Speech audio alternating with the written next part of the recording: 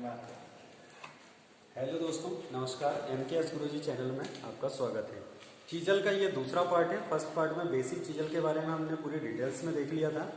आज हम चीजल का अगला पार्ट देख रहे हैं। तो दोस्तों यहाँ पर हम देखेंगे कि जो चीजल होती है, रिविट करते हैं थोड़ा सा। पहले जो हमने पढ़ा था उसका थोड़ा रिविजन कर लेते हैं। तो ये चीजल हमने बनाया है। चीजल का ये ऊपर का हिस्सा क्या कहलाता है? हेड कहलाता है, जिसे हम 12 से 15 डिग्री में ग्राइंड कर देते हैं। जैसे हम कितने डिग्री पे ग्राइंड करते हैं? 10 से 12 डिग्री पर ग्राइंड कर देते हैं।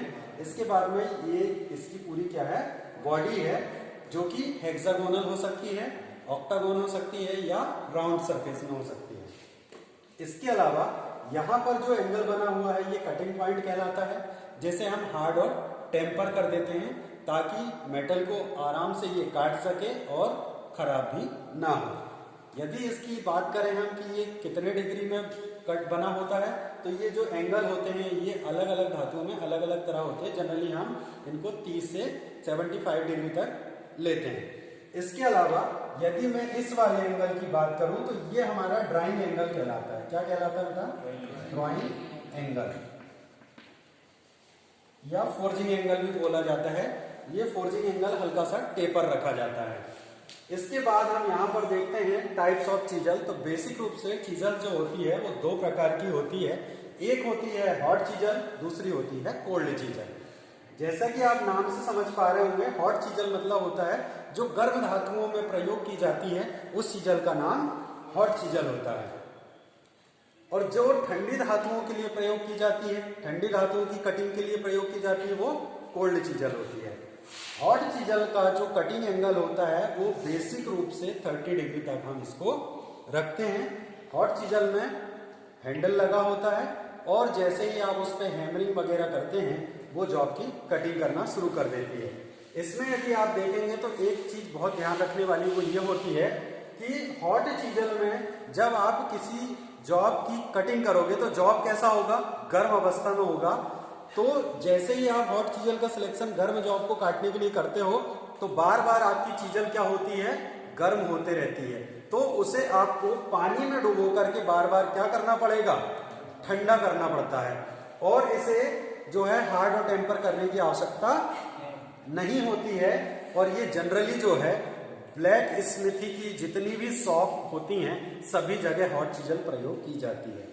इसके अलावा यदि मैं कोल्ड चीजल की बात करूं तो कोल्ड चीजल को बार बार जो है ठंडा करने की आवश्यकता नहीं होती। ठंडा करने की आवश्यकता नहीं होती है। इसमें क्या होता है कि जैसे ही कोल्ड चीजल के बारे में मैं आपको बता दूं कि कोल्ड चीजल में होता क्या है, ये ठंडी धातु को काटने के लिए हम प्रयोग करते हैं। जितने भी प्रकार के जॉब होते हैं वो सब कैसे होते हैं? ठंडे जॉब्स होते हैं। तो उन्हें जब आपको काटना हो, चाहे वो फिटर शॉप के हो या फिर किसी भी वर्कशॉप में हो, वहां पर आप किसका प्रयोग करेंगे? वहां पर प्रयोग करेंगे आप कोल्ड चीजल का। तो कोल्ड चीजल को बार बार ठंडा करने की आवश्यकता नहीं होती है, बल्कि इसे हार्ड और टेम्पर करने की आवश्यकता होती है। आज के वीडियो के लिए थैंक यू वेरी मच। इसके बाद में हम देख लेते हैं कि जो चीजल है, चीजल को हमने यहाँ पर पढ़ा, उसके टाइप्स देखा, दो रूप देखा उसके, एक हॉट चीजल और दूसरी कोल्ड चीजल। उसके बाद मुख्य रूप से हमें कुछ चीजल्स और मिल जाती हैं, उनके हम यहाँ पर नाम देख लेते हैं, उनके एंगल्स देख लेते हैं, कहाँ काम आती है इसके बारे में थोड़ा समझ लेते हैं। पहले नंबर पर जो हमारे पास में चीजल है वो है फ्लैट चीजल, या जिसे चपटी छेनी कहते हैं। चपटी छेनी की यदि मैं बात करूं तो ये आकार में चपटी होगी। और यदि इसके फोर्जिंग एंगल की बात करें हम, अच्छा फोर्जिंग एंगल कौन सा बेटा? तो यहाँ पर देखो ये वाला जो एरिया दिखाई दे रहा है ये फोर्जिंग एंगल कहलाता है। ठीक है, जिसे हम ड्राइंग एंगल भी कहते हैं या फोर्जिंग एंगल कहते हैं। और ये जो नीचे की तरफ आप देख पा रहे हैं ये वाला एरिया ये कटिंग एंगल कहलाता है। तो ध्यान रखिएगा। तो फोर्जिंग एंगल कितना मिल गया हमें? 25 डिग्री से 30 डिग्री तक मिल जाता है। और यदि हम इसकी चौड़ाई की बात करें, चौड़ाई कौन सी? ये वाली जो चौड़ाई है ये हल्की सी टेपर होती है। यहां से यहां तक की यदि हम चौड़ाई की बात करें फ्लैट चीजल में तो वो हमें 16 से 32 mm तक मिल जाती है। कहाँ मिल जाती है ये? 16 से 32 mm तक। यदि पूरी चीजल में यदि मैं बात करूं तो फ्लैट चीजल ही जो होती है वो आकार में भी लंबी होती है और चौड़ाई में भी अधिक होती है। लगभग ये 100 mm से 400 mm की लंबाई तक आपको मार्केट में अवेलेबल हो जाएगी। नेक्स्ट देखते हैं हम diamond point chisel. Diamond point chisel नाम से ही समझ में आ रहा है कि इसका पॉइंट कैसा होगा, डायमंड के आकार का बना होगा।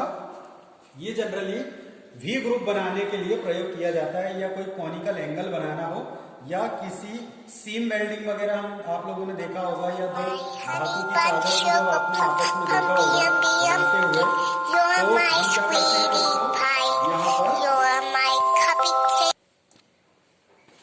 तो यहाँ पर हमने डायमंड पॉइंट चीजल को देख लिया कि उसमें वी ग्रुप वगैरह आपको बनाना हो, या कोई जो आपने देखा होगा दो मेटल होती हैं, सीम वेल्डिंग वगैरह आपने देखा होगा, दो धातु की चादर होती हैं, उन धातु की चादर को सीट्स को आपस में जब आप ज्वाइंट करते हैं तो उन्हें उनके किनारों को दबाने के लिए हम किसका प्रयोग करते हैं, डायमंड पॉइंट चीजल का प्रयोग करते हैं। इसके बाद आ जाता है हमारा क्रॉस चीजल। तो क्रॉस चीजल क्या होती है, क्रॉस चीजल वो चीजल होती है जब हमें किसी जॉब पर ग्रुप बनाना हो, या उसके हब की सफाई करनी हो, या कीवे बनाना हो, तो हम किस चीजल का प्रयोग करेंगे, क्रॉस चीजल का प्रयोग करेंगे। नालियां बनानी हो किसी जॉब पर तो हम क्रॉस चीजल का प्रयोग करते हैं। यदि हम यहाँ पर इसके फोर्जिंग एंगल की बात करें तो वो 30 डिग्री होता है, और कटिंग एंगल की बात करें तो 60 डिग्री तक मिल जाता है। अगला जो है हमारा चौथे नंबर पर आता है वो कौन सा चीजल है, हाफ राउंड चीजल। नाम से ही समझ में आ रहा है कि इसकी आकृति कैसी होगी, आधा गोलाकार या अर्ध गोलाकार रूप में इसकी आकृति होगी। इसके यदि हम फोर्जिंग एंगल की बात करें तो ये कैसा होगा, 30 डिग्री का होगा। कटिंग एंगल 35 से 40 डिग्री तक मिल जाता है। कोई हब की सफाई करनी हो, बुश बनाना हो, या ब्रासो वगैरह तैयार करने हो, या फिर ऐसा होल तैयार करना हो जो उस जॉब को ऑयलिंग डालना हो या उस जगह पर, तो हमें क्या करना होता है, हाफ राउंड चीजल का प्रयोग करना होता है। इसके अलावा नेक्स्ट 5वें नंबर पर जो है वो है गौमुख चीजल। गौमुख चीजल क्या होती है, गौमुख चीजल एक ऐसी चीजल होती है जो कि गाय के मुख के समान होती है। जब आप इसके कटिंग पॉइंट से जॉब की कटिंग करते हैं तो चिप्स इसके अंदर पर एकत्र होते रहती है। आपका वर्क कंप्लीट होने के बाद आप उसको आराम से बाहर निकाल सकते हैं। इसके यदि मैं फोर्जिंग एंगल की बात करूं तो 25 डिग्री तक होता है। नेक्स्ट है हमारे पास में खोखली चीजल या होलो चीजल जिसे कहते हैं। खोखली चीजल या होलो चीजल का प्रयोग सबसे अधिक जो भी सॉफ्ट धातुएं होती हैं जैसे रबर, प्लास्टिक या फिर चमड़ा, लेदर जिसे हम बोलते हैं, इनको यदि आपको इन पर काम करना हो, जॉब तैयार करना हो, तो आप वहां पर खोखली चीजल का प्रयोग करेंगे। ये सामने की तरफ से कुछ इस तरह की बनावट इसकी देखने को मिल जाएगी आपको, और कुछ इस तरह से मिल जाएगी। यहां पर इसका जो ऊपर का हिस्सा रहता है ये हल्का सा राउंड नुमा होता है। यहां पर क्या होता है, आप ये जो कटिंग पॉइंट है इसके, इस कटिंग पॉइंट से मेटल या जो नॉन मेटल है उसकी कटिंग करोगे, तो कटिंग करने के बाद में क्या होगा, सारा मटेरियल इसके अंदर में एकत्र होते रहता है। बाद में काम कंप्लीट होने के बाद में आप उसको आराम से बाहर निकाल सकते हो। नेक्स्ट होता है हमारा ऑफसेट। ऑफसेट जो चीजल होती है ये सबसे स्ट्रॉन्ग चीजल होती है। फ्लैट चीजल के बाद में ऑफसेट चीजल का ही प्रयोग किया जाता है। ये 90 डिग्री में बेंड करके तैयार की जाती है। चिपिंग करना हो किसी जॉब पर या कोई स्लॉट वगैरह बनाना हो, तब हम किसका प्रयोग करते हैं, ऑफसेट चीजल का प्रयोग करते हैं। इसके अलावा नेक्स्ट है वेब चीजल, जो कि सबसे इंपॉर्टेंट है।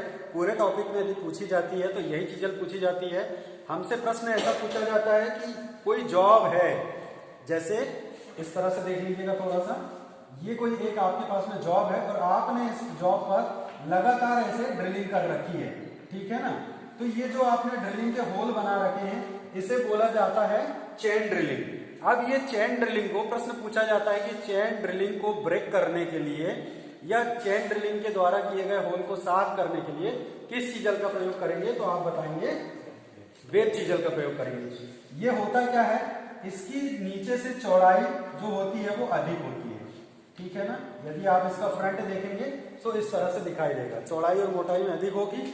जैसे ही आप एक होल और दूसरे होल के बीच में वेब चीजल को रख के हैमरिंग करेंगे, यहां से मटेरियल ब्रेक हो जाएगा।